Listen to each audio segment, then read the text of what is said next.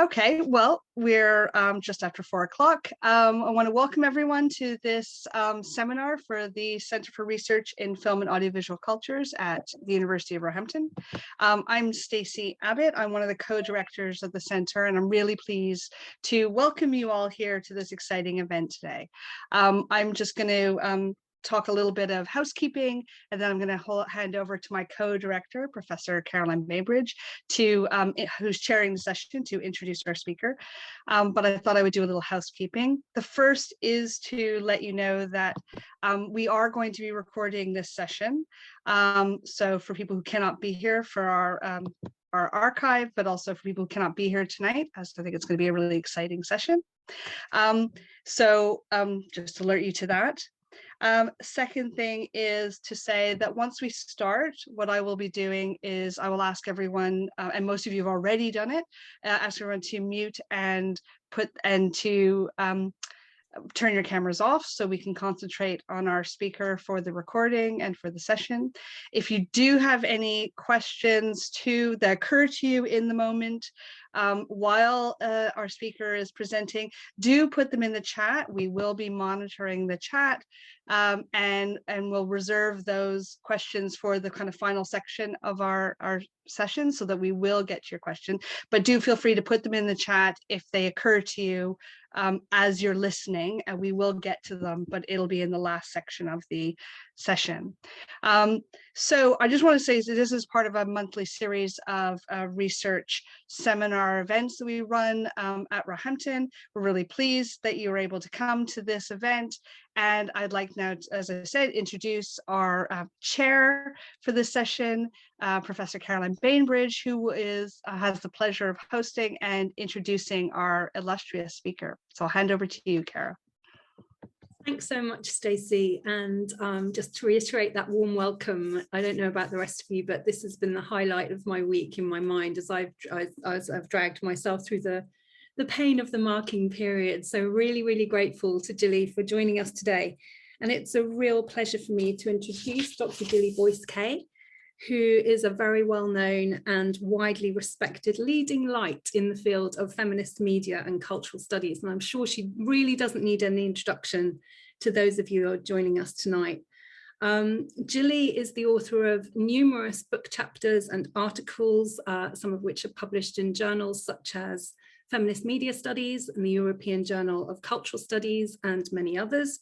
And in case you're not aware, she has co-edited a couple of really fascinating collections. The first one is called The Wedding Spectacle Across Contemporary Media Culture. And her previous edited collection is called The Past in Visual Culture and explores memory, nostalgia, and the media. Most recently, though, and what I'm very excited to hear more about today, Jilly has published her monograph entitled Gender, Media and the Voice, Communicative Injustice and Public Speech, and that came out last year with Palgrave. And it's this work that she's going to present for us this evening with her excellently titled speech called The Media Nag, The Politics of Women's Transgressive Speech. Before I hand over to Jilly, I'd also just like to alert you to the fact that she's going to be giving another talk, one that seems to be just as timely, this Saturday at an event organised by Goldsmiths to mark 200 years of the Guardian newspaper. And Jilly is going to be talking about neoliberal feminism and the Guardian. So if you're interested in that, we'll share the link in the chat later on if anybody's interested in getting tickets and hearing Jilly speak again, which I can wholeheartedly recommend. But it's an absolute pleasure to have you with us tonight, Jilly. So I'll hand the floor over to you. Thank you so much, Caro, and thank you, Stacey, and thank you to the Centre for hosting this. I'm really, really delighted to be here. I'm just going to attempt to share my slides. So hopefully you can see that now. I've done it successfully. Okay, wonderful. Okay, so yes, so I'm going to be talking about the media nag and the politics of women's transgressive speech in a time of backlash, and this is drawn from my my recently published book, as Caro just mentioned. Oh, just going to move to the first slide, hopefully. Okay, so I want to begin by thinking about the ducking stool, and which we can see in the slide in the picture here. The last recorded instance of the use of the ducking stool as a form of punishment in the UK was in the year 1809. The accused was a woman named Jenny Pipes. Her crime was that of being a common scold and for having uttered, quote, foul and abusive language, unquote.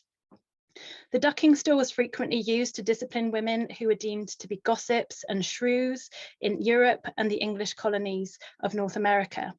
It was a wooden chair into which the offender was strapped, which was then submerged in water. In this particular case, Jenny Pipes was ducked into a cold English river in the small town of Leominster, Herefordshire. This practice, which became prevalent in the 16th and 17th centuries, was designed to publicly shame and humiliate those women whose language was deemed to be transgressive, threatening, rebellious, or otherwise unbecoming of women. The story of Jenny Pipes, otherwise known as a furious wench, caught my attention for many reasons, but mostly because the location of this historic punishment was a town just a few miles from the place where I grew up. And this picture is of the ducking stool, which you can see in the Priory Church in Leominster. And the term the ducking stool was actually very familiar to me, as a pub in Leominster is named for it. And I'd spent many an evening in the ducking stool, but without ever questioning or being told about the origins of its name. And this really led me to become interested in how histories of the sort of silencing of women and the punishment of women's voices are hidden from view, but also kind of hiding in plain sight. This was a history that I didn't know anything about until I started doing research for the book.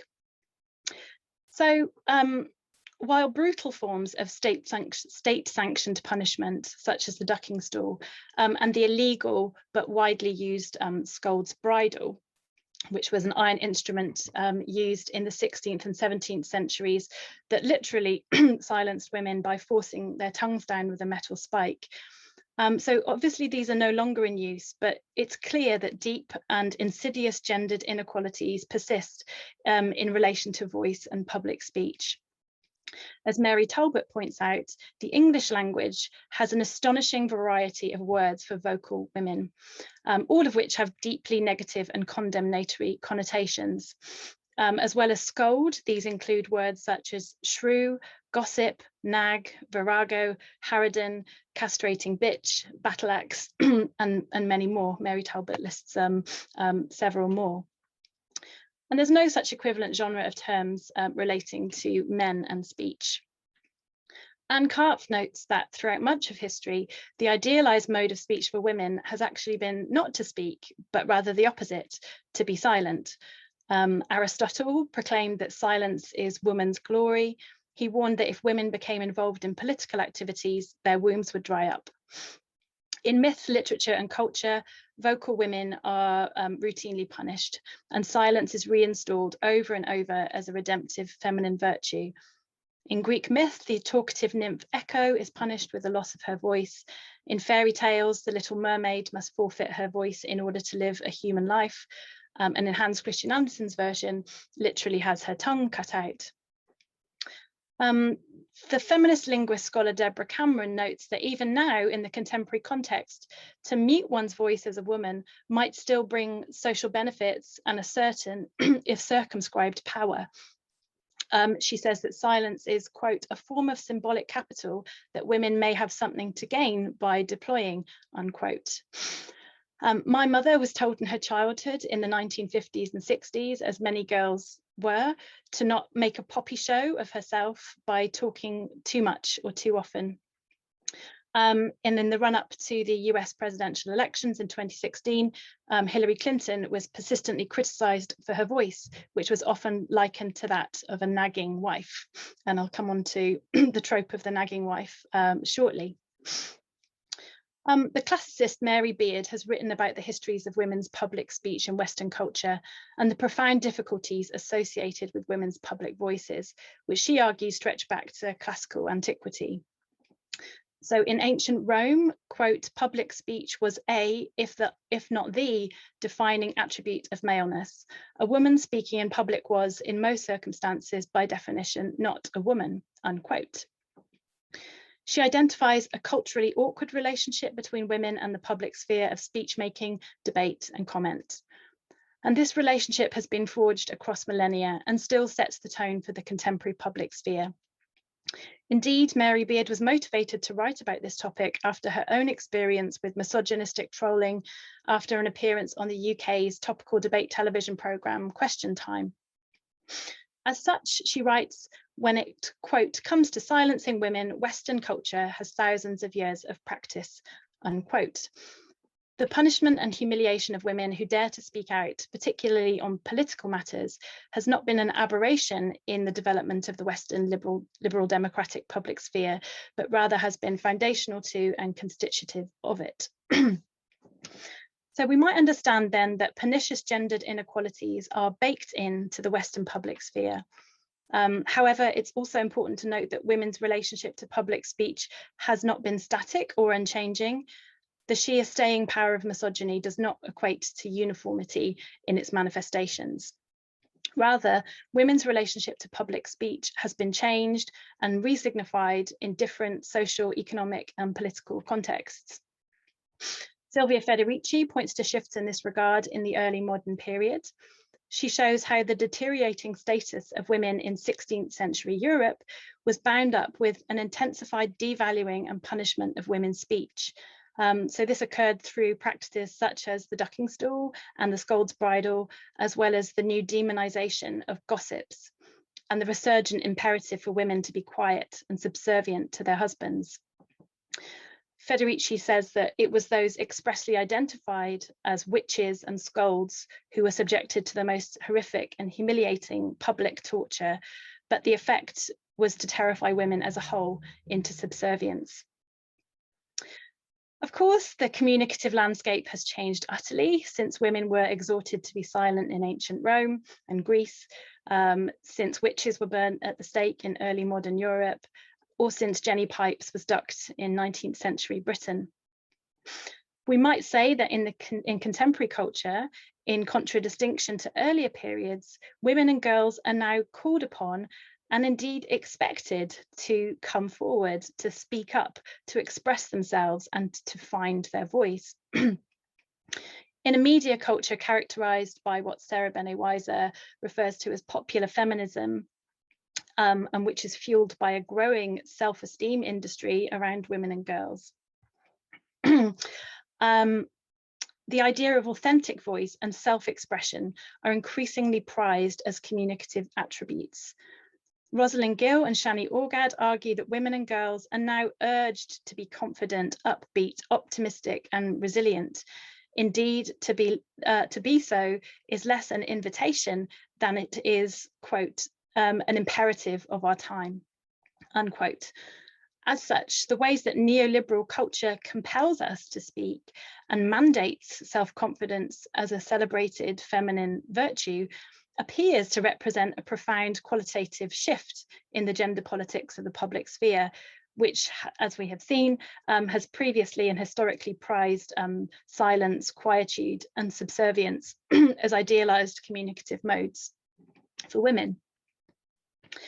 And the development of media and communication technologies in the 20th and 21st centuries has often been associated optimistically with progressive changes towards more democratic voice. We can see this in the role of radical newspapers, in the extension of the voting franchise to women and the working class, a new openness to ordinary voices and less didactic forms of public speech that have been associated with radio and television talk. And then later the sort of what's been called the feminization of the public sphere that's associated with television talk shows in the late 20th century, and the attendant ways that private concerns became legitimate issues for public discussion. And in addition to these optimistic narratives is the pervasive notion that the proliferation of social media platforms in the 21st century has now opened up new and infinite possibilities for self-expression and public voice.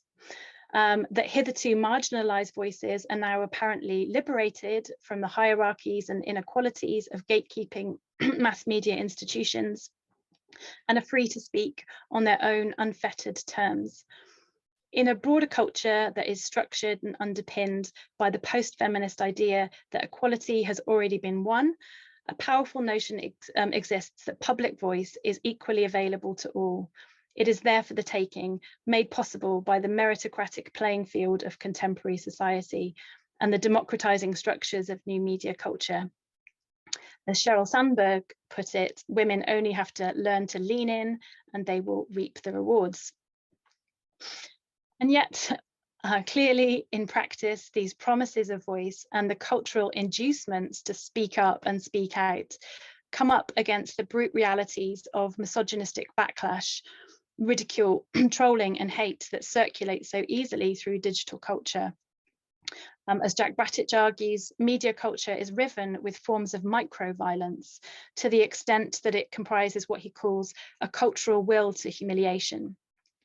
To participate in media culture is to be exposed to the misogynistic, racist, and queerphobic cruelties of this impulse.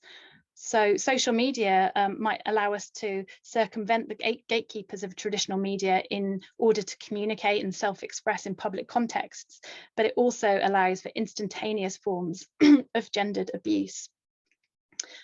So the ducking stool and scold's bridle may not be in use, but we now have what Imogen Tyler calls a virtual branking of women in the 21st century.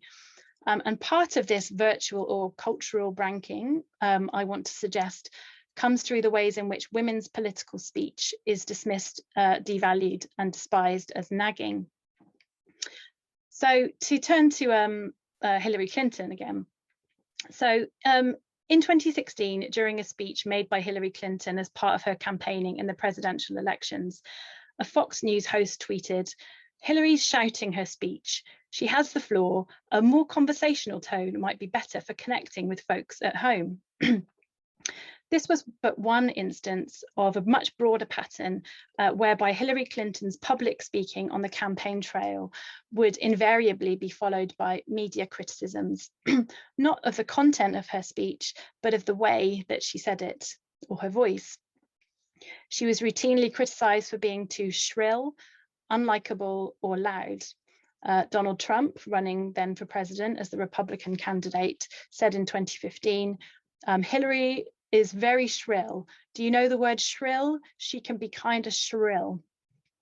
In 2008, when Clinton was campaigning for the Democratic Party nomination against Barack Obama, author Mark Rudolph appeared on Fox News to discuss the reasons why male voters appeared to be more inclined to support the male candidate in the race. Rudolph said, "When Barack Obama speaks, men here, take off for the future. And when Hillary Clinton speaks, men here, take out the garbage." And the on-screen text read, I can just show it to you there. "Clinton's nagging voice is the reason that she lost the male vote." So this experience of Hillary Clinton of being chastised and belittled for her voice was hardly a new phenomenon in the gendered history of mass media politics.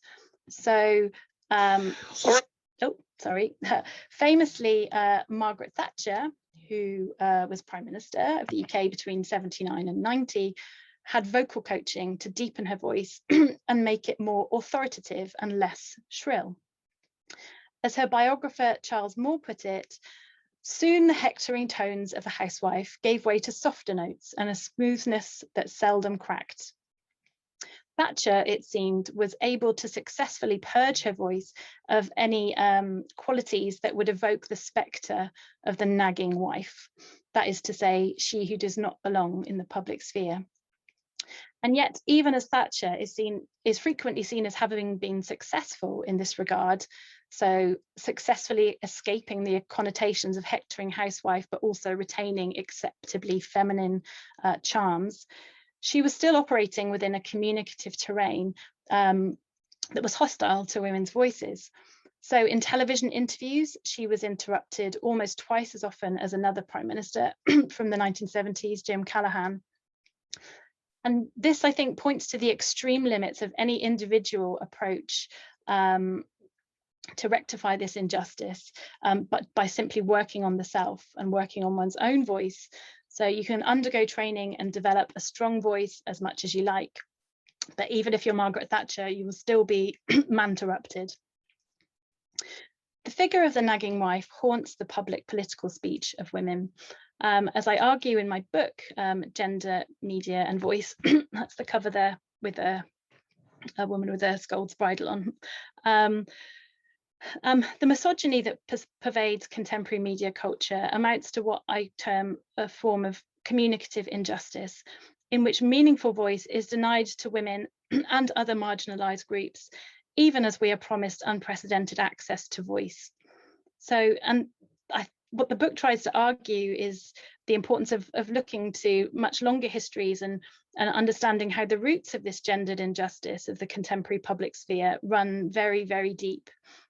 So, you know, it draws on Mary Beard's work, who argues that the gendering of public speech in ancient Greece and Rome, this still shapes the politics of voice in contemporary culture.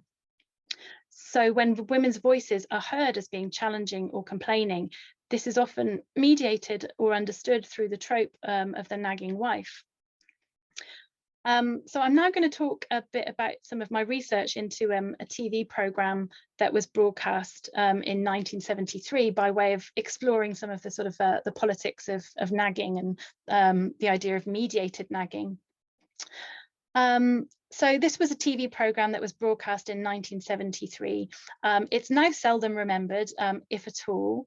But at the time, it was widely reviewed and commented upon.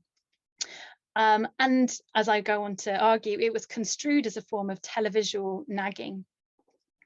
And I want to suggest that looking at this programme might help us to reclaim or at least rethink nagging as a feminist speech mode. So the programme's called No Man's Land, and it was a 6-part pre-recorded debate programme that went out on Saturday evenings. It was produced by Associated Television, the ITV franchise holder for the Midlands, but it was broadcast in all UK regions on Saturday nights. And the weekend evening scheduling is important, as I will go on to discuss. It was presented by Juliet Mitchell, a prominent intellectual and activist in the women's liberation movement. She's also, at the time, was author of the path-breaking text, Women, the Longest Revolution. And she also wrote Women's Estate and obviously has gone on to write a lot more since. This TV programme was produced by 2 self-proclaimed feminists, Liz Custo and Bridget Seagrave, and was broadly promoted as a women's liberation programme, which I think is highly noteworthy in and of itself. So the thought of a socialist feminist TV series going out on Saturday nights on ITV now seems quite incredible, and I think sort of challenges this simple idea we have is that 1970s television was just sort of uniformly sexist and awful, and haven't things got so much better now? So there were 6 programmes, and each had a topic, and they were women and marriage, women and sexuality, women and work, women and education, women alone, and the image of women. Each episode began with a screening of a specially produced, overtly feminist short documentary film that illustrated the particular topic at hand. And this was then discussed, followed by a discussion and debate with a specially invited studio audience, chaired by Juliet Mitchell. And the audience itself was really quite remarkable for the sort of mix of people that were in it. So it included Germaine Greer, Anne Oakley, Sheila Rowbotham, various Labour MPs, actresses, including Prunella Scales, Adrienne Corrie, Patricia Cutts, the Fawcett Society President Baroness Sear, Agony Aunt Claire Rayner, Faye Weldon, the childbirth activist Sheila Kitzinger, among many, many others. So it was a really notable sort of text in the history of mediated second wave feminism. And I wish that I could screen some of the programme, but unfortunately the only way that you can view it now is to travel to the BFI archives and watch an analogue copy. So unfortunately I don't have any clips to show you. So all I've got is this this still image, which was which was circulated to newspapers. So as we know from Mary Beard, there is this culturally awkward relationship between women and the public sphere of speech making and debate. And what I want to suggest is that the particular communicative architectures of television have presented feminist speech with particular challenges and difficulties. Within media studies, the dominant historical accounts of television talk present a generally optimistic account of its relationship to socio-political change. So scholars such as Paddy Scannell and others have broadly argued that broadcasting has democratized public speech through facilitating a new openness to ordinary voices against the exclusionary elitism of earlier periods and early forms of broadcasting. And the reason that it seemed to have sort of democratizing value is that unlike other forms of public speech, such as speech that's uttered from a lecture podium or in a church, for example, broadcast talk doesn't have a captive audience. So because it's received within the domestic context, viewers are simply free to switch off the TV or switch over to another channel if they feel they are being in Paddy Scannell's terms, got at. So talking on television means that you can't get at people. You have to affiliate to the conditions of the domestic context. And Scannell calls the resulting communicative ethos of broadcasting sociability. Andrew Tolson calls it simply friendliness, this sort of imperative for television talk to be friendly and welcoming. And according to this conceptualization, broadcast talk has transformed the power relations of public speaking and public culture more broadly. Television talk has, according to Scannell, quote, unobtrusively contributed to the democratization of everyday life, unquote. So I'm just gonna have a quick drink of water. However, I want to argue that the domestic conditions of television reception have actually often had much more ambivalent or problematic implications, particularly for women's voices. Indeed, I would argue that the gender politics of the domestic space within which television is received, which has historically been imagined by broadcasters as a microcosm of a national family structured around heteropatriarchal norms, as David Morley shows. The gender politics of the domestic space provide a discursive reception context in which feminist talk is received as a hostile invader. Indeed, as I go on to show, this programme received a high level of backlash, both from members of the studio audience and also within the reviews of the programme. And it's precisely because of the context of domestic space that women's complaining or political speech on television has been and often is framed as that of an insufferable nagging wife. So indeed, the programme was widely understood in the mainstream press reviews as a form of getting at the domestic audience, or as I want to call it, a form of televisual nagging. And the programme was broadcast on a Saturday evening. It was suggested in some of the previews that ITV had deliberately made it go head to head with Match of the Day on BBC. And so the context of its reception was already imagined as structured antagonistically along gender lines. The discourse around its scheduling seemed to imply that wives might nag their husbands to watch it. So, for example, The Observer suggested that it should prove something about women's lib in most homes. It clashes with Match of the Day. And the Daily Express article was entitled Women's Lib versus Match of the Day. Each episode of No Man's Land began with the line, "Good evening. I would like to welcome you to tonight's programme, which is one of in our series of 6 discussions on the position of women in our society." So this was Juliet Mitchell. And what's really significant, I think, is the fact that she's not smiling. She's never smiling during the programme. And I think, you know, that lack of a smile is really, really significant.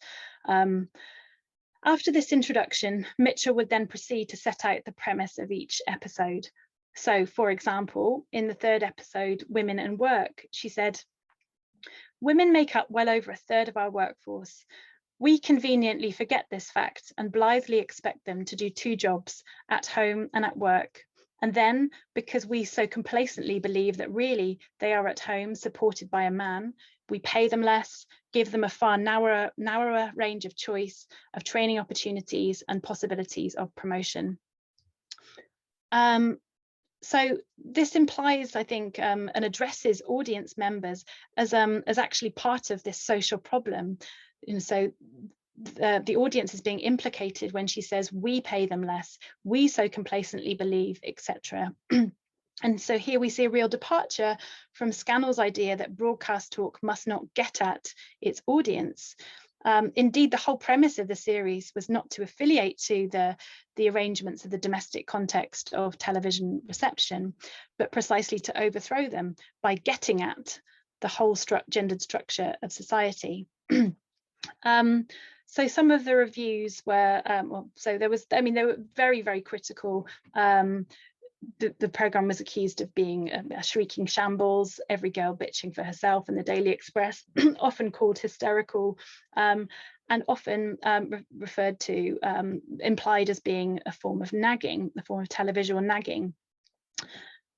So here, Virginia Ironside in the Daily Mail wrote, "The Juliet Mitchell lot seem to wallow in moaning. It doesn't dawn on them that a few simple but positive films of shared marriages that really work would have a far greater influence on husbands who still see the sink as women's work than any amount of complaints, and what can only be described as typically feminine self-pity and nagging." So I just want to sort of think about this idea of nagging a little bit more. So unlike women's programmes which have been broadcast in the daytime, which have typically been associated with a speech genre of gossip, and sort of the contemporary example of that is Loose Women, the evening scheduling of No Man's Land seemed to constitute a more direct affront to patriarchal power relations, and was thus vilified in a somewhat different way. So it was pilloried as a form of nagging. Nagging is typically understood as a woman's tenacious and complaining address to men, normally in a domestic context. So as Megan Morris has argued, nagging, or the woman's complaint, as it's otherwise known, is defined as, quote, unsuccessful repetition of the same statements. Nagging is a mode of repetition which fails to produce the desired effects of difference that might allow the complaint to end, unquote. So women who are seen to nag are accused of creating the problem. The problem is the nagging. The problem is not what they are nagging about. It's the nagging which is construed as the problem. And so nags are accused of creating and locking themselves into problems through their own language use. Juliet Mitchell wrote in her book Women's Estate that the concept of women's consciousness raising was in fact a reworking of a Chinese peasant revolutionary practice of speaking bitterness. And Juliet Mitchell wrote that this practice, quote, is the bringing to consciousness of the virtually unconscious oppression. One person's realization of an injustice brings to mind other injustices for the whole group, unquote. So here, the normatively negative associations of speaking bitterness are reworked into something generative, productive, and collective. So while nagging or bitter speech, bitter women's speech, may seem like a subordinate mode of speech associated with abjection and miserable stasis, it also, as Megan Morris shows, has the capacity to reveal the insufferability of a situation. And I think when nagging or complaining speech, when it's expressed in public contexts, can help to galvanize a collective response. So feminist scholars have argued that gossip is a speech genre that can have productive value for feminists, because just as patriarchy fears, gossip can be a threat to patriarchal power. Silvia Federici shows how the term gossip used before the dawn of capitalism. Gossip used to signify actually something quite positive, which was female friendship and collective female reciprocity. Its changing meaning to become something negative, signifying backbiting talk and bitchiness, came in lockstep with the witch hunts and the broader devaluing of women's speech at the dawn of capitalism. So just as gossip can be rethought as productive for feminism and having multiple changing meanings that can be sort of reclaimed, I think maybe so too can nagging. So women who have transgressed the limits of acceptable speech on television and who have failed to be appropriately smiling, like Juliet Mitchell, and friendly, have been castigated as nags, scolds, and hysterics. Paddy Scannell's conflation of sociability with democratization would necessarily position the earnest, lecturing, unfriendly and didactic talk and bitter talk of no man's land as undemocratic. But rather, I would suggest we should reconceive of women's talk that is complaining, nagging, angry and bitter as part of that precisely democratic struggle of feminism. I just want to end with a cautionary note, really, and that is that just to say that I think that transgressive women's voices that are transgressive or irreverent cannot be straightforwardly are not inherently feminist, and I think there is potentially a problematic tendency now to see any kind of women's speech which is angry or transgressive as somehow challenging power structures. So in the book, I have a chapter in which I look at Katie Hopkins, the far right media personality, who often positions herself as a woman who transgresses speech norms, and she actually has styled herself as a misunderstood witch. And many kind of sort of free speech warriors in the contemporary context use this term witch hunt to suggest that they are being silenced, that they are daring to speak out and are being callously cancelled or silenced. So the term witch hunt was used repeatedly by Donald Trump in some mind-bending appropriation of this history of women being silenced and attacked. I think Katie Hopkins and other right-wing women have discursively benefited from some of the sort of celebratory discourses of transgressive and even angry women that are now circulating in this sort of strange time of popular feminism. So Katie Hopkins has styled herself as rude and subversive. She says that she's angry. She has forthright opinions that are bravely expressed. And yet her rhetoric, like other right-wing women, actually reproduces deeply entrenched power structures and ideologies of Islamophobia, transphobia, and racism. So the term well-behaved women seldom make history has become something of a popular feminist slogan. Then I think we can see how it can be insidiously repurposed to provide a progressive feminist gloss to racist reactionary rhetoric. And we can also see how many women and men who now claim that they are being silenced or are victims of the contemporary witch hunts are typically people with unusually large and powerful platforms.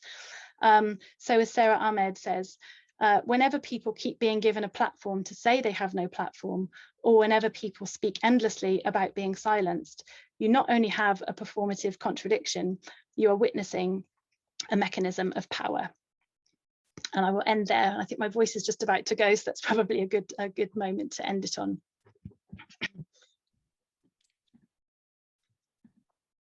Thanks so much, Jilly. I'm clapping on behalf of everybody, I think.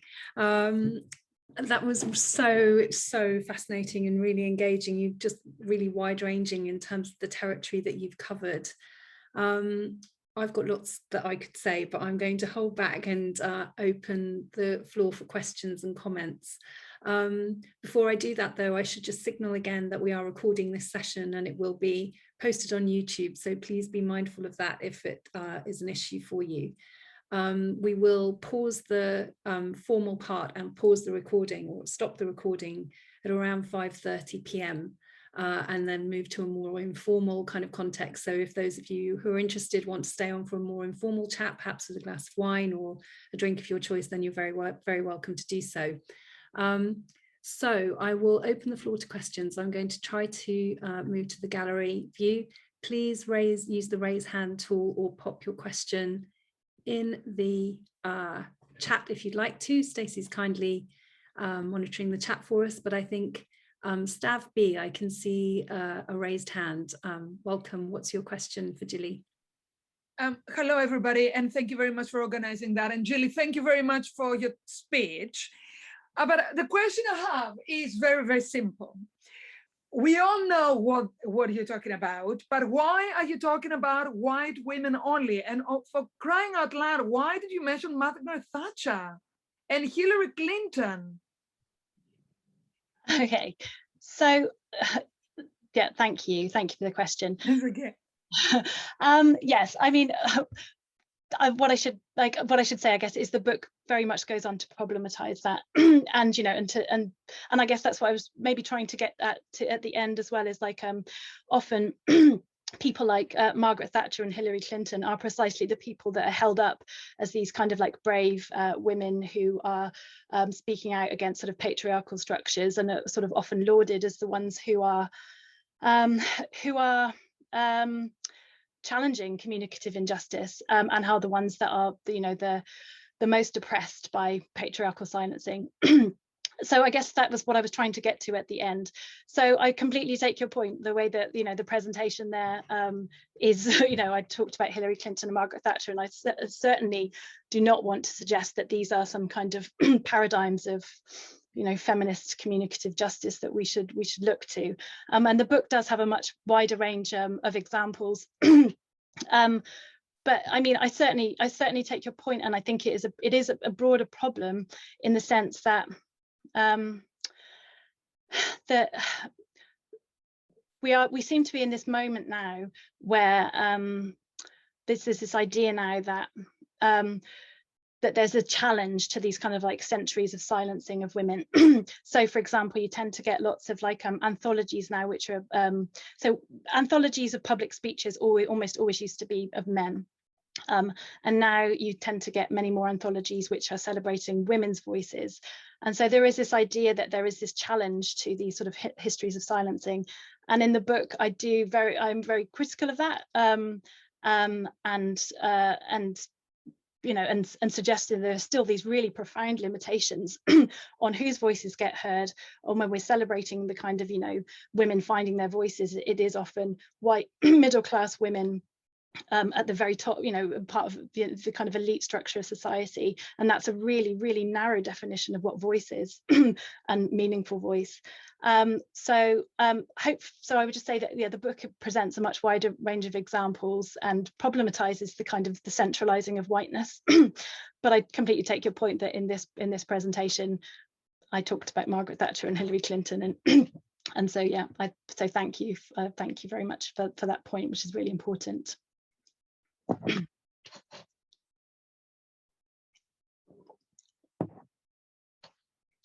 Oh, Carrie, are you muted? Yep, thanks, Jilly. Sorry, Zoom protocol kind of slipping my mind. I'm just trying to move across screens to make sure I'm not missing any raised hands. One of the questions that came to my mind, Jilly, was around the themes that you touched on in terms of anger and this kind of very popular trope for women's experience in terms of I suppose more recent contemporary representations of women's experience around rage and fury, and the way in which that's often now being cast or generically placed in terms of comedy, and the kind of dark kind of undercurrents of contemporary comedy. So I'm thinking of Michaela Cole's work, for instance, or the work of Sharon Horgan or Phoebe Waller-Bridge. There are numerous different examples, I think, that come to mind.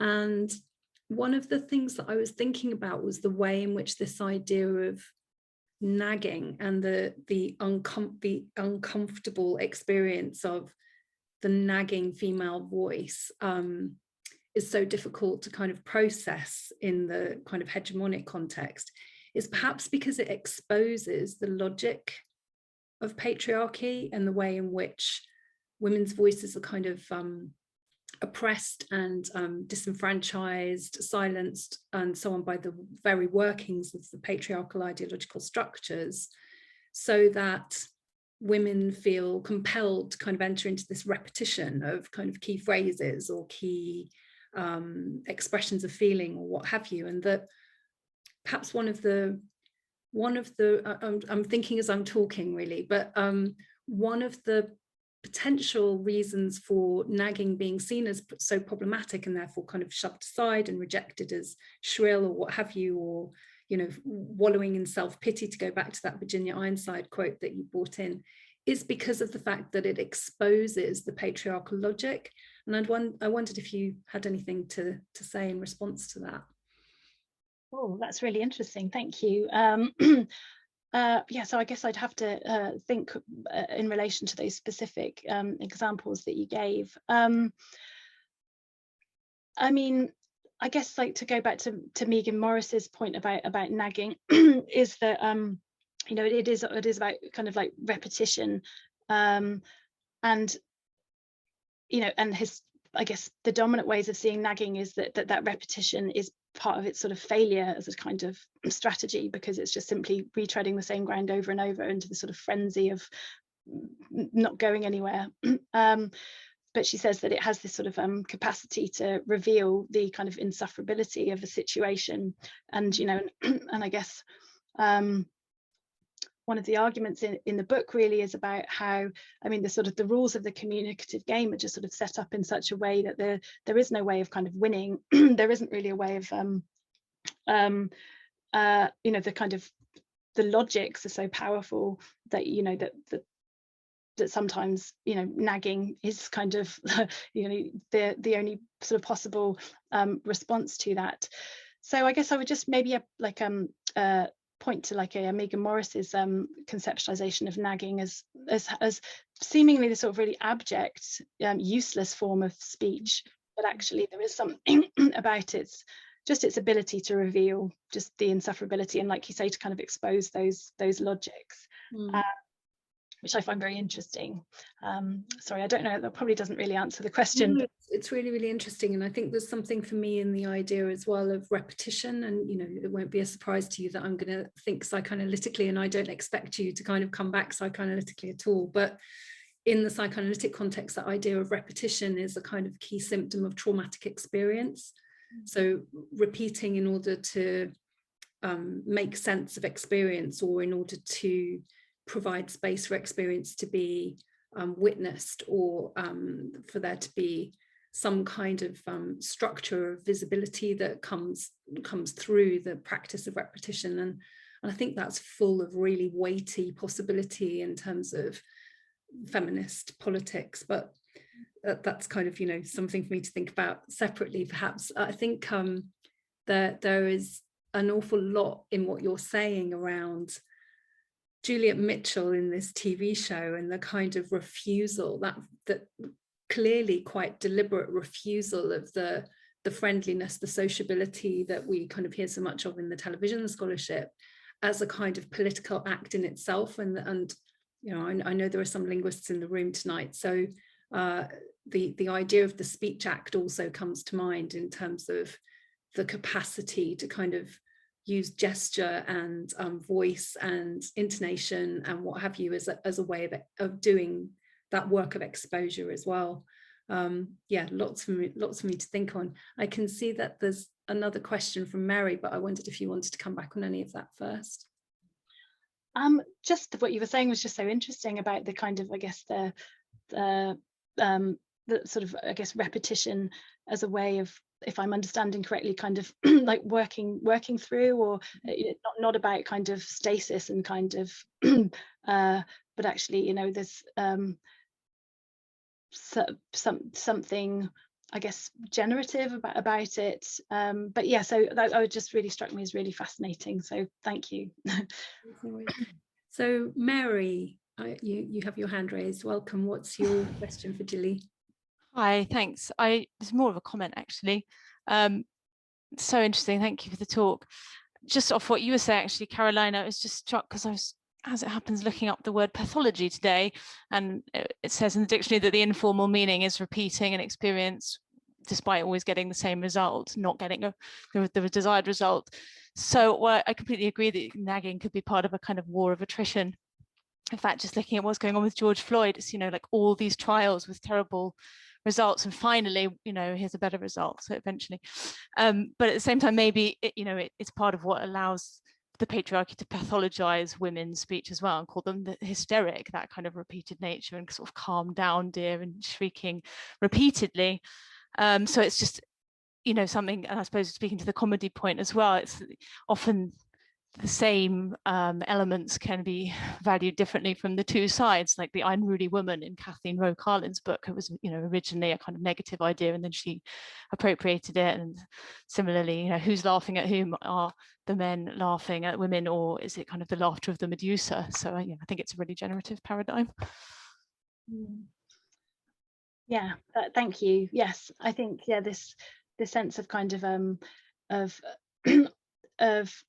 well, like what you were saying, I guess, Mary, about how, you know, that it's this sort of double-edged sword, or, you know, you can see why women would, and feminists would not want to be associated with speech genre such as nagging, because of its, you know, the way it's been pathologized and denigrated. But I guess I was just, you know, thinking about how, you know, so many things have been kind of, particularly in second wave feminism, were kind of like repurposed, you know, like of things like a record label called Stroppy Cow Records, Virago Press, and so on. So, you know, I guess you know, thinking about nagging and part of that kind of like longer tradition of reclaiming the kind of what's been used to make feminism sort of abject, and sort of but maybe thinking about actually maybe there is something valuable in there. Thank you.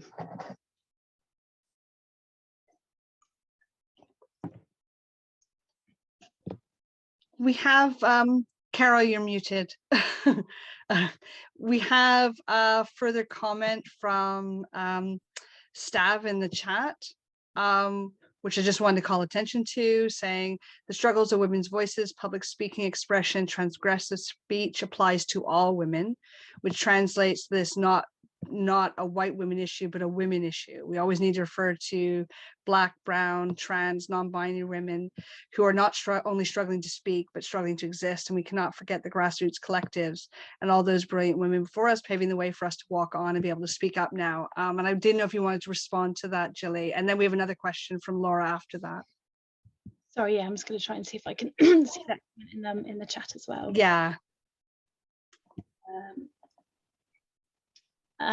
Okay, yeah, so yeah, absolutely. I mean, I absolutely agree, and maybe I didn't do it so much in this talk, and thank you for drawing attention to that. But I do hope that this is something which I try to do very much in the book, and the talk that I'm doing on Saturday about the Guardian and neoliberal feminism is about kind of how a lot of contemporary feminism is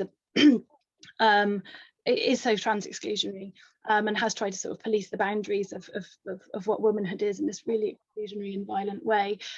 So I would just sort of very much agree, and thank you very much for that. Yeah, so thank you. Thank you.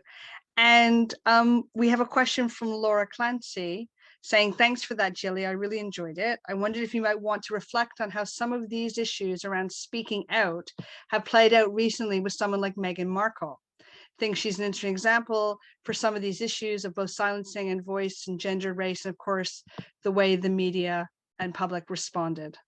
So I wonder if you want to have something to say to that.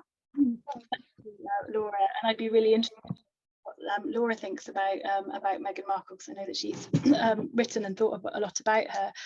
I mean, I guess this was so interesting because it sort of brought to the fore so many of these issues, you know, literally Oprah saying, you know, were you silent or were you silenced?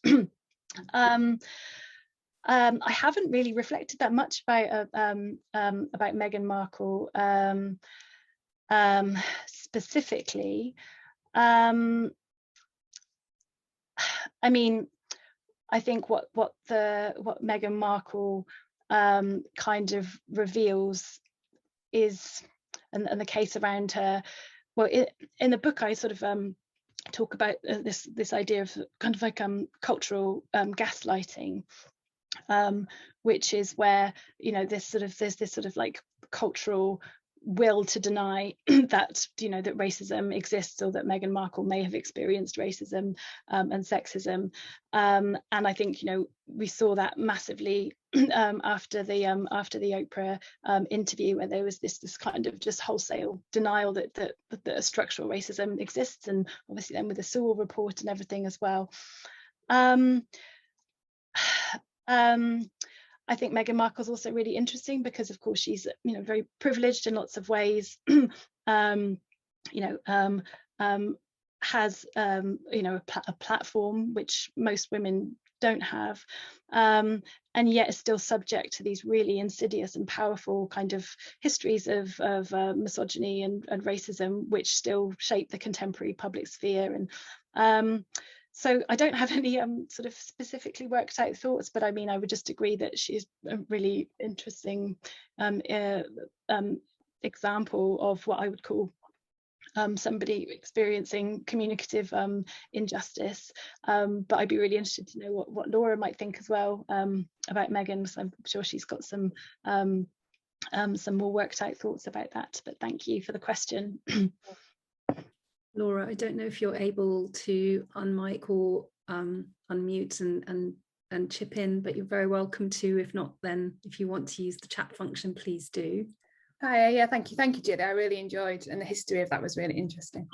I just thought it came to me as you were talking, just the idea of, and especially this idea of like institutional power and women, and how that works in multiple ways through Meghan Markle. So obviously there's the monarchy who, you know, she said silenced her, and then there's the media who in many ways have also silenced her in some ways, but have also given her a platform through the Oprah Winfrey interview to speak.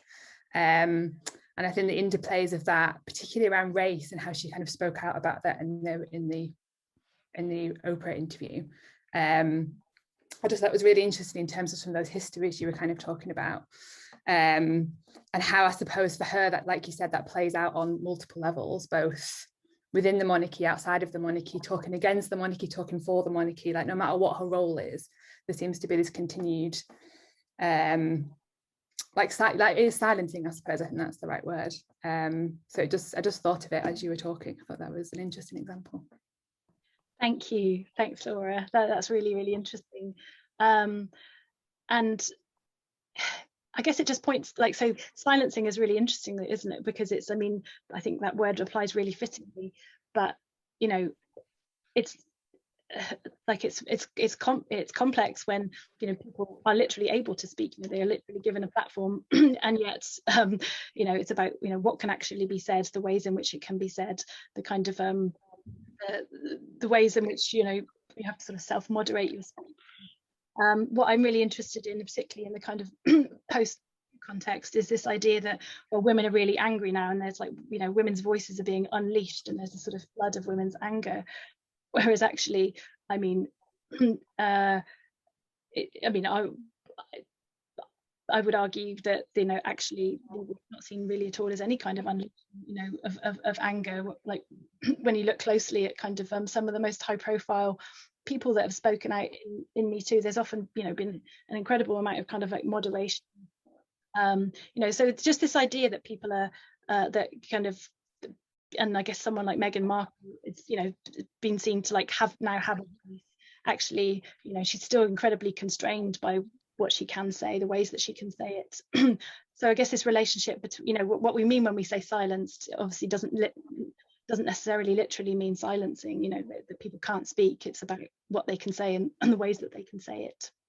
But thank you for the question. I think it's also, there's also something very interesting about mediatization in all of this, isn't there? And the way in which I was just thinking about events surrounding the murder of Sarah Everard, for instance, and the ways in which the incumbent government are using very populist relationship to popular media to issue kind of statements of fact as though they are accurate truths, and which are so laden with power and which enact so much silencing in terms of, you know, the police have no case to answer for in the way that they handled the vigil at Clapham Common, for instance, and that's the end of it. And I was thinking back to what you were saying about Scannell and the kind of television talk and the way that, you know, we might think about that kind of discursive model kind of having spread further through digital media and the kind of presence of media on our phones and that intimacy and so on that comes from that, in terms of the democratizing uses of language now seem to be very much harnessed to a very populist kind of right-wing agenda, that where denial of fact is in the ascendant, and it's kind of it's really terrifying. I find it really, really terrifying. Yeah, sorry, that's just me bibbling on. I know there are other people with questions in the chat. There are a few questions, comments in the chat, and in the spirit of not wanting to silence people, I'm happy to read these out. But if anyone would like to come forward and now take the opportunity to speak up their comment, do feel free to do so. I'm not trying to silence people by doing that. But so the next comment comes from Kim Acas, which I'm happy to read if Kim would like me to, unless Kim would like to jump in. And Kim says, sorry, I missed the whole talk, gutted, but I've been teaching. Oh, there's Kim. Kim, would you like to speak out? Do you want to raise your question, Kim, as you're there? Why not? And I've remembered to mute. Hello, everybody. It's so nice to see you all, even though I'm a bit late. I wanted to just kind of, it was a talk about Meghan Markle that made me think about this, is that this idea that Michaela Cole and I May Destroy You was so powerful and so needed to be said. And I kind of remember seeing her at Edinburgh TV Festival where she talked about it, and it's just amazing. And yet it got totally sidelined at the BAFTAs. And I wondered, you know, is that because she's spoken out? She's a black woman who's spoken out about, you know, all the Me Too stuff and sexual abuse. And she seems to, and I was thinking about her this morning, probably thinking about this, she seems to have just kind of gone underground now. We haven't heard anything from her for ages, and I hope she's coming back out with something really good. But would you like to comment on that, Jilly? I mean, I was just worried because I missed the whole talk, which I'll have to watch on recording, whether you've actually talked about this. But it just feels like she's been silenced by everybody except women that are still talking about the show. Thank you. Yeah, and actually Carrie mentioned Michaela Cole at the beginning, and so might also have something to say about that. I mean, I agree. Like, I think that program was the most powerful, important program that I certainly saw last year, and the fact that yes, it was overlooked in that way. I guess it sort of points back to what Laura was saying about these kind of like multiple kind of structures of silencing, which are both like institutional in terms of, you know, industry, and then also cultural. But I mean, I'm just thinking, you know, about the program and talking to students, and about how actually that program did give voice to, you know, such sort of complex, nuanced experiences in a way that was really important. So I mean, I guess just say is that I would hope that despite, you know, the lack of recognition and kind of structural, you know, marginalizing of that program, it still was able to speak to lots of people, and hopefully, you know, yeah, I hope she does come back and do something again.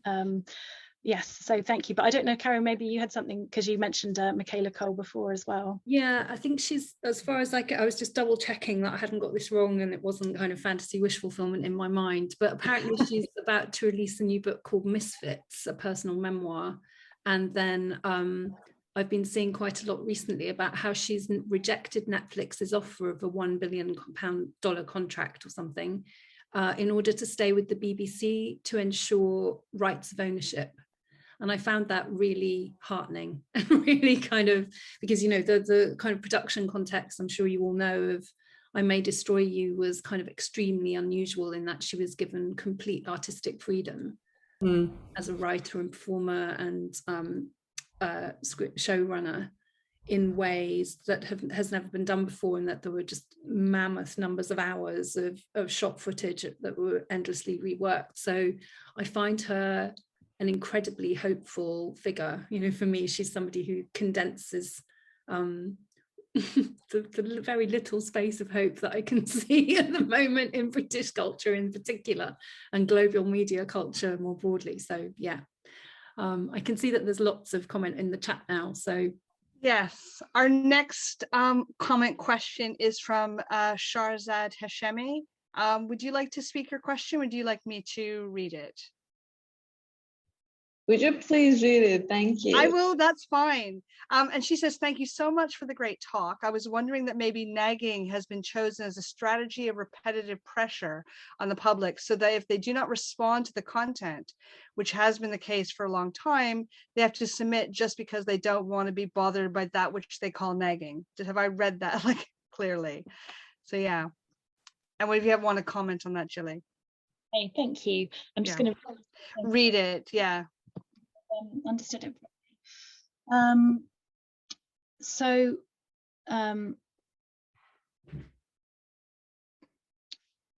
Okay, so is this referring, I guess, to No Man's Land particularly? So I don't know about the kind of the sort of the intention, and I mean, nagging was not a term that was used anywhere that I could see by the production team or the presenter. It was something, it was a label that was kind of applied to the programme. I mean, I guess what I could say about that is that what was really interesting, and particularly in relation to what Carrie was saying about Michaela Cole and having that kind of artistic freedom, which is very rare.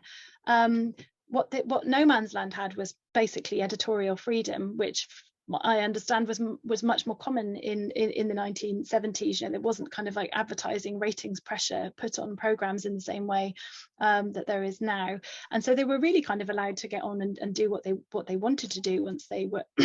Once they got the 6-part series secured, they were, you know, they were able to kind of take their own editorial line.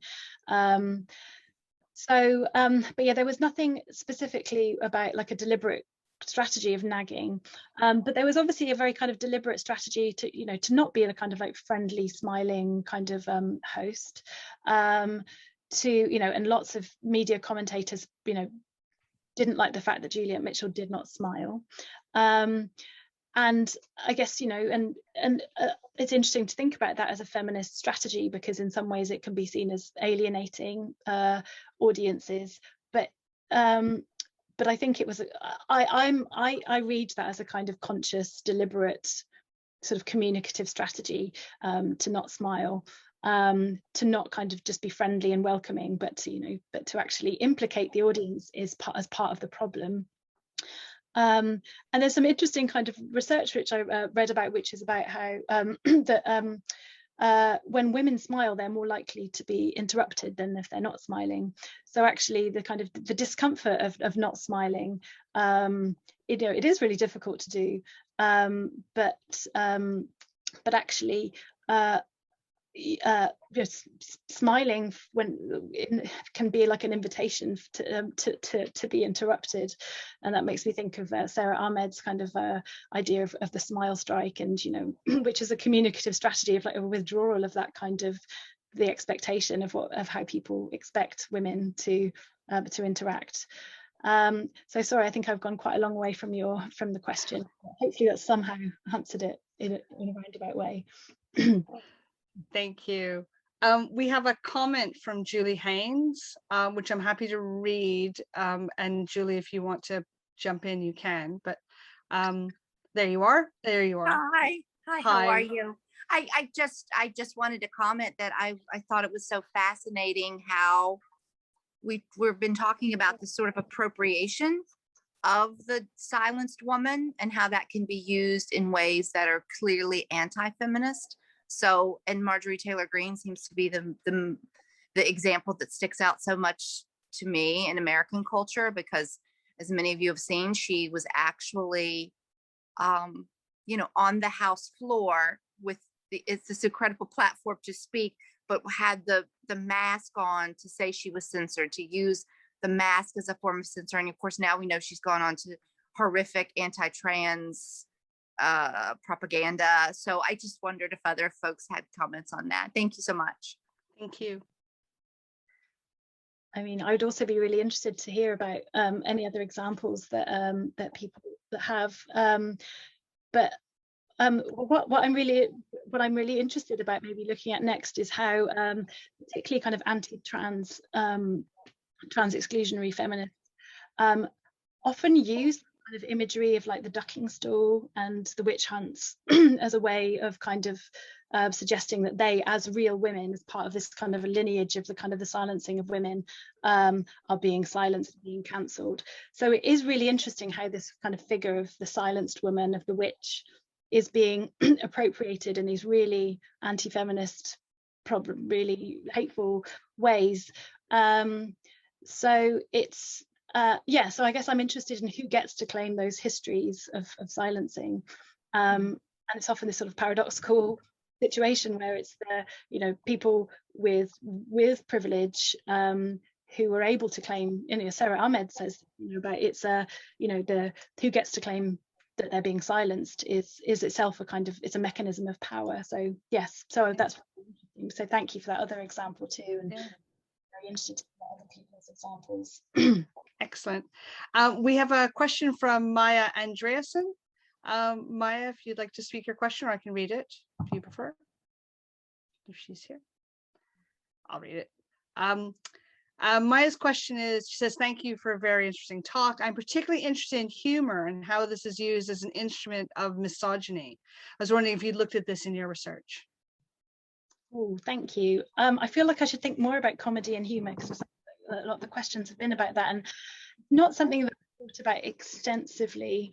The only sort of comedy really that I look at in the book is Hannah Gadsby, and about her stand-up show Nanette, where she was obviously trying to challenge sort of conventions of comedy, and particularly, you know, to get away from this, you know, I mean, so if you don't know Hannah Gadsby and Nanette, that she she sort of said that she was going to quit comedy because as a cultural form it was harmful, it was not adequate for telling her story, because, you know, it demanded kind of like self-deprecation, self-humiliation, which she was no longer willing to do.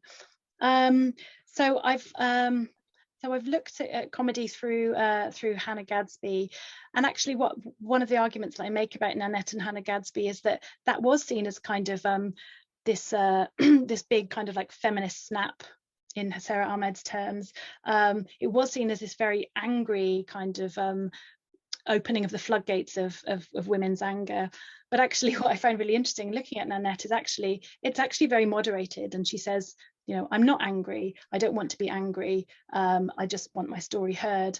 And I just find that really interesting, because it's held up as sort of emblematic of Me Too, as sort of this unleashing of anger, and yet actually it's still very highly moderated. You know, there is still a kind of policing of what acceptable anger looks like in contemporary media culture. So that's the only kind of research that I've done about comedy. But thank you very much for the question. I'll certainly think some more about it. Great. The rest of the comments in the chat at the moment are kind of comments. So we have Catherine Martins pointed out that these points have been really interesting, because it's notable how much attention has been given to promising young woman, as opposed to some of the other texts we've been talking about. And Stav points out, well done for sharing I May Destroy You. It was brilliant. She was silenced because she's a Black woman who's hugely talented too. Kat Gupta points out that anti-trans campaigners can have enormous media platforms to complain about being silenced. And Mary's pointing out, Bergson, of course, wrote a lot about mechanical repetition being the bedrock of humor. So these are kind of additional comments responding to your work. I don't know if we have any further questions for Jilly while we've got her in our grasp. One thing that comes back to the kind of question, the comment about the face mask and saying censored. First of all, it makes me want to run out and buy a huge amount of face masks with the word nag on them. I don't run around my locality declaring myself to be a nag. But the other thing that struck me more seriously, well, I am quite serious about that, but the other thing that struck me is the way in which, you know, what you're saying, Jilly, about smiling and the kind of withholding of the smile strike and so on. In this context of the pandemic with the face mask, there has been so much pressure on people to learn to, I think it's called smize, like smile with your eyes. And I was thinking about how there is license at the moment for women to actually refuse the smile because of the cover that the mask gives, and the way it would be interesting, I think, I don't know how one would conduct such research, but to talk to women about whether or not they feel more able to use their voices more assertively as a result of not having to have so much of the face on show. It's just a kind of curiosity in my mind. That's really interesting. It makes me think about teaching with with students, and I don't know about other people, but for me, most students don't put their cameras on, and there's a debate that should be something that should be encouraged or not. But I know certainly from some students, women students in particular, really like the fact that the visual is kind of de-emphasized, and that and have said that they feel much more able to speak and participate in teaching. So it'd be so I guess a slightly different context, but like I guess how COVID and the sort of different different forms of interaction that we're having, like what that might reveal about voice and and so on. So but I hadn't thought about the mask, so that's really interesting. Huge scope. Can you feel I'm itching to kind of have some kind of hope for a kind of feminist resistance in this kind of contemporary moment? It feels really burningly urgent to me. Okay, I think we have a few more minutes. If there are any other questions or comments that anybody would like to raise, please raise your hand now. And if not, then I will. There's a long comment from Chris, I think, that's just come in. Chris, do you want to speak to this? Yes. No, it's okay. Honestly, you can do it. My children are shouting in the garden, and they might shout any moment. So I'll read it out. But Jilly, you might want to read this as well. But I'll read it out for everyone. Thanks, Jilly, for a superb and unsurprisingly rigorous, though dispiriting account. Following on from the Meghan Markle points, another contrast to nagging contemporarily is the angry woman. This is particularly pronounced when referring to women of color.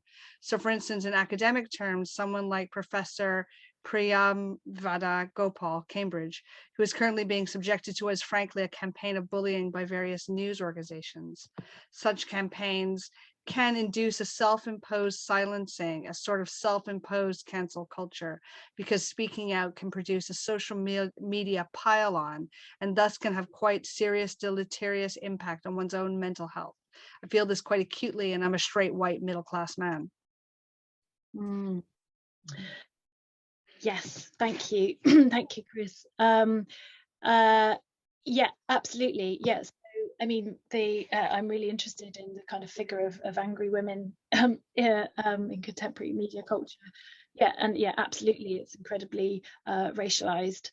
And so this Priyamvada Gopal, I know, is subjected to absolutely horrendous social media abuse. And we know, obviously, there's like mounting evidence that that women, and especially women of colour, are just subject to much more vitriolic, more sustained kinds of online abuse. So in the book, I look at Diane Abbott, who received so much more abuse than any other MP. And I think it's really significant. She's also a left-wing Black women MP. Yeah, so I guess, you know, this the social media pile-on is, I guess, just a I guess in the kind of long history of silencing women, this is, I guess, a new and particular form, which I think is experienced in a different way to other forms of kind of abuse and silencing. But yes, I mean, I totally get that you're a straight white middle class man, and you know, and it's bad enough, but then the kind of layer upon layer of kind of like intersectional you know, how that's compounded for women of color is, you know, yeah, just multiplies the kind of the harm so much more. But yeah, so thank you. I think we have a raised hand. So Jia Jin Tong, are you there? Thanks for joining us. What's your question for Jilly? Hi, can you see me? Yes. Hi, Jilly. Yeah, thanks for your talk. I'm very interested in the way you linked nagging with women's speaking of bitterness in China's collective past, because these days I'm reading this book, and this is by Gil Hachetta. It is talked about in the collective past, Chinese women who they are similarly nagging about their personal suffering or sorrows. And from this book, I realized those women, they didn't tend to attribute their personal suffering to the patriarchy itself, but they always mention a word, feudalism. Like they always think what they suffered, what they experienced is because of the feudalism system, which is old, which can't like women to stand up, or so that's what I read about in China's history. And I'm very interested in your case studies because you are talking about feminist TV talk programs.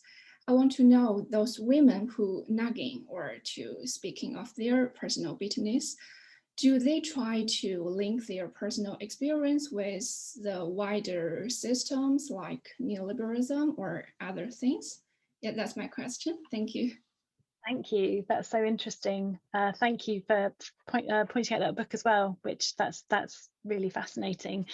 I think that's a really, really important question. I mean, so I guess there's a couple of things that I would just say about No Man's Land, which I guess first of all, and in some ways it was like modeled on consciousness raising, like the program itself, because it was obviously about speaking bitterness and sort of in a sort of collective context.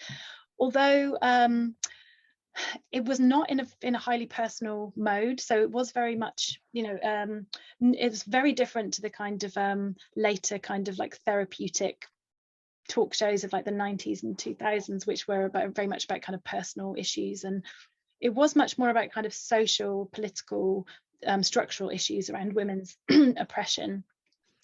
But I think your point about how the connection to whether the kind of these patriarchal oppressions are connected to broader kind of economic structures, I think that's really, really important point, because I mean, so in No Man's Land, absolutely, you know, it was explicitly socialist. It was about the harms of the sort of capitalist, you know, marketized capitalism, but also about then what was kind of seen as a very oppressive patriarchal welfare state. So it was very much a kind of socialist feminist ethos. And I think that's really interesting, because I think what's often missing in kind of maybe kind of, I guess, contemporary consciousness raising, something like Me Too, for example, is that it was only kind of rarely linked to kind of questions about economic justice or economic structures. And I guess for lots of feminist theorists, that has to be a fundamental part of consciousness raising. It has to be, you know, not just about kind of personal experience of harm and abuse, but about linking it to a revolutionary movement or a kind of a broader materialist kind of movement. And I know that for Juliet Mitchell, that's where, like, I think a lot of the inspiration came from the kind of Chinese, the Chinese peasant practice of speaking bitterness, was that it was very much connected to a kind of, I guess, a broader revolutionary kind of struggle. But thank you. That's I'd be really interested to know more about the book that you're reading, and that's a really fascinating question. So thank you very much. Thank you. Thank you. We've got what looks like, I think, one last question in the chat from iPhone SVI. I don't know if they want to speak up. I'm happy to read it. And it's saying, Dr. Shola Mose Shogbamimu was vilified within social media comments due to refusing to be interrupted, silenced in an interview with Piers Morgan post Meghan Markle interview. What are your thoughts on media perpetrating cultural and racial stereotypes to silence women? Okay, thank you. So I'm not familiar with that particular example. So media perpetrating cultural and racial stereotypes to silence women. I mean, I guess to link back to the some of what was said about Meghan Markle as well. I mean, I just think that there are these kind of cultural and racial stereotypes around silencing women. You know, but often deployed in really insidious ways. So, you know, so it's possible for somebody like Piers Morgan to be, you know, to treat women of colour in a particular way, but then also to simultaneously deny that there's any kind of form of racism. So I think it operates in this really insidious way. So yeah, and so in the book I talk about this as a kind of form of cultural gaslighting. It's a kind of structure of silencing, which I mean is so kind of like obvious and so clear, and yet it's still possible at the same time for Piers Morgan and for other kind of powerful people in the media to deny that there's any kind of racism happening. But I guess we just, you know, this is happening on a global scale now, you know, and you know with you know government reports denying the existence of structural racism. So I think that the media and somebody like Piers Morgan is a kind of embodiment of that. You know, both perpetuating racism and simultaneously denying it at the same time. So yes, so I guess that's what I would say, but I'm unfortunately not familiar with that particular example.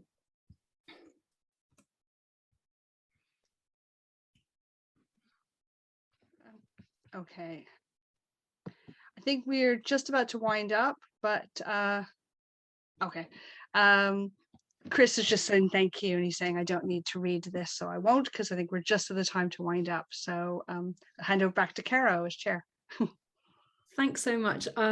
If everybody who is still here would like to unmute for a moment, perhaps we can give Jilly a virtual round of applause for such a stimulating talk and